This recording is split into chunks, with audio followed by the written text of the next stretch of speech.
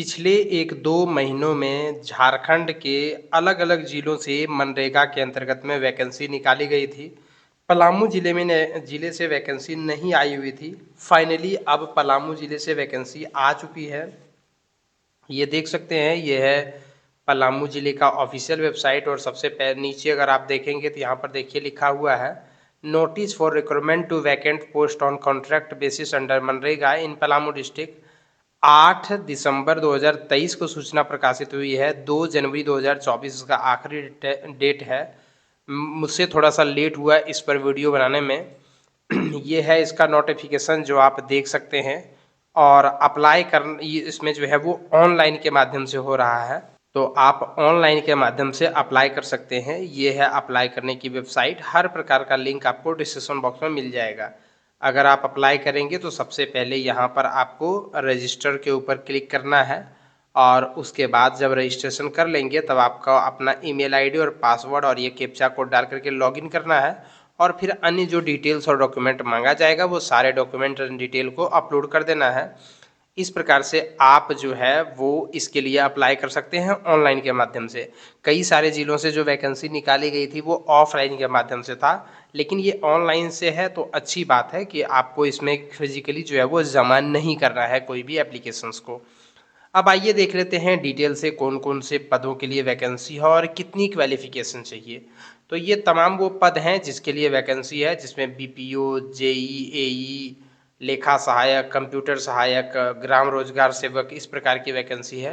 General में कितनी है, एससी में कितनी है, एसटी में कितनी है, बीसी 1 में कितनी है, बीसी 2 में कितनी है और ईडब्ल्यूएस में कितनी है और टोटल कितनी है वो सारा यहाँ पर दिया गया है। आप इसे देख सकते हैं। सबसे पहला जो पोस्ट है बीपीओ यानी प्रखंड कार्यक्रम पदाधिकारी, इसके लिए आपको कम से कम जो है वो स्नातक विषय में यानी जो ग्रेजुएशन जो है वो 55% अंकों के साथ उत्तीर्ण होना चाहिए, या फिर अगर आप स्नातकोत्तर हैं तो वैसी स्थिति में परसेंटेज की कोई आवश्यकता नहीं है। इसके अलावे जो है वो कुछ अन्य सर्टिफिकेट होना चाहिए, जैसे सरकारी मान्यता प्राप्त संस्थान से एमबीए, पीजीडीबीए, पीजीडीबीएम, पीजीडीआरडी, ये सब अतिरिक्त योग्यता मांगी गई है। ये अनिवार्य नहीं है, लेकिन यहाँ पर देखिए लिखा हुआ है अनिवार्य योग्यता और ये है अतिरिक्त योग्यता। तो ये जो है ये अनिवार्य योग्यता है, ये आपके पास होना ही चाहिए। और यहाँ पर देखिए सामान्य स्नातक और स्नातक प्रतिष्ठा में समतुल्यता स्थापित करने के लिए सामान्य स्नातक के प्राप्तांक प्रतिशत में 10 घटा दिया जाएगा। मतलब कुछ लोग क्या करते हैं कि जनरल में ग्रेजुएशन कर लेते हैं, कोई उसमें जो है वो ऑनर्स पेपर नहीं होता है। तो अगर आप जनरल ग्रेजुएशन किए हुए हैं तो जो जिन्होंने ऑनर्स पेपर लेकर के ग्रेजुएशन किया हुआ है उनसे आपको 10 अंक कम मिलेगा, 10%। तो 10% आपको इसमें जो है वो नुकसान होगा। और इसके अलावा ये सब तो कुछ एक्स्ट्रा जो क्वालिफिकेशन मांगी गई है वो है तकनीकी सहायक या सहायक अभियंता, जिसको हम लोग बोलते हैं, जिसको एई कहा जाता है, असिस्टेंट इंजीनियर। उनके लिए बीई या बीटेक की डिग्री होना चाहिए।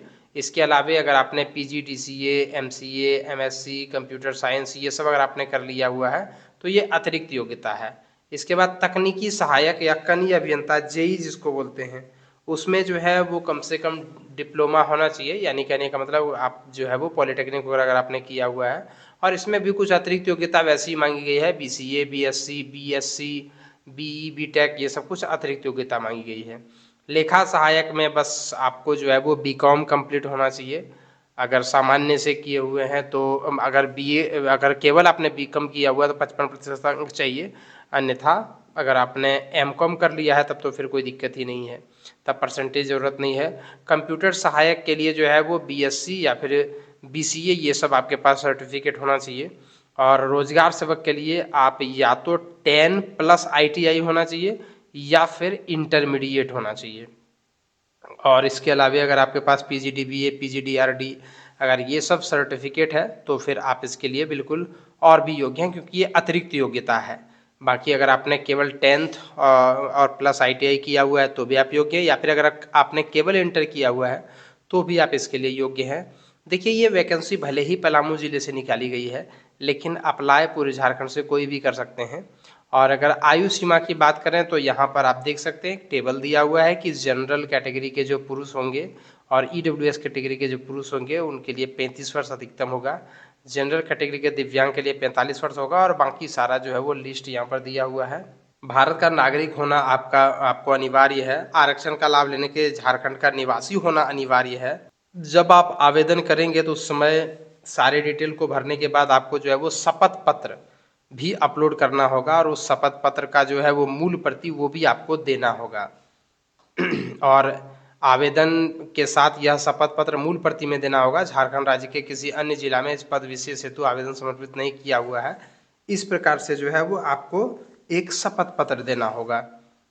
आवेदक एक से अधिक पदों के लिए अपनी योग्यता के अनुसार से जो है वो आवेदन कर सकता है। पदवार पृथक पृथक मूल शपथ पत्र के साथ आवेदन पत्र समर्पित करेंगे। लेकिन अगर आप एक से अधिक पदों के लिए आवेदन करते हैं तो प्रत्येक के लिए अलग अलग एफिडेविट चाहिए और बाकी सारी यहाँ पर चीज़ें दी गई है कि कैसे आपको अप्लाई करनी है। अप्लाई करने का जो आखिरी डेट, ये नोटिस जारी किया गया है 8 दिसंबर 2023 को और इसका आखिरी डेट जो है वो 2 जनवरी 2024 के शाम 5 बजे तक है। ये है वेबसाइट जिसका लिंक आपको डिस्क्रिप्शन बॉक्स में मिल जाएगा। आपको रंगीन फ़ोटो चाहिए, इसके अलावा जो सरकारी मान्यता प्राप्त संस्थान से जो मार्कशीट मिला है वो सब चाहिए। आप जिसके लिए भर रहे हैं वहाँ तक का आरक्षण का लाभ लेने के लिए आपको जाति और आवासीय प्रमाण पत्र चाहिए और इसके अलावा अगर आप ईडब्ल्यूएस कैटेगरी में आते हैं तो ईडब्ल्यूएस प्रमाण पत्र चाहिए।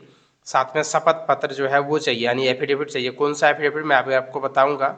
इसके अलावा जन्म तिथि के लिए जो है वो मैट्रिक का मार्कशीट चाहिए ही। इसके अलावा अन्य डॉक्यूमेंट भी आपको आवश्यकता होगी और बाकी जितने भी आप जो जो चीज़ें डालेंगे वो सारी चीज़ों की आवश्यकता होगी। एक आईडी प्रूफ चाहिए जिसमें आधार कार्ड, मतदाता पहचान पत्र, ड्राइविंग लाइसेंस ये सब भी दे सकते हैं।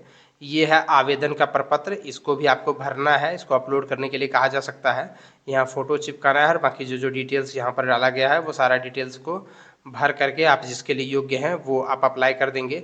ये है शपथ पत्र यानी एफिडेविट। यही वाला जो है वो पेज को आपको प्रिंट आउट करना है और इसी पर जो है वो आपको क्या करना है कि एफिडेविट कर देना ऊपर में नोटरी का टिकट लगा करके जो है वो आपको एफिडेविट कर देना है। तो इस प्रकार से आपको इसको भी अपलोड करना होगा। तो इसलिए आप इस एफिडेविट को पहले बनवा लें, तब जा करके आप इस पोस्ट के लिए अप्लाई कर सकते हैं। तब जा करके किसी भी पोस्ट के लिए आप इसमें अप्लाई कर सकते हैं। वीडियो को देखने के लिए धन्यवाद। बने रहिए हमारे चैनल के साथ ताकि और भी इस प्रकार से महत्वपूर्ण जानकारी आपके लिए लाकर आपको तक पहुंचा सकूं। धन्यवाद।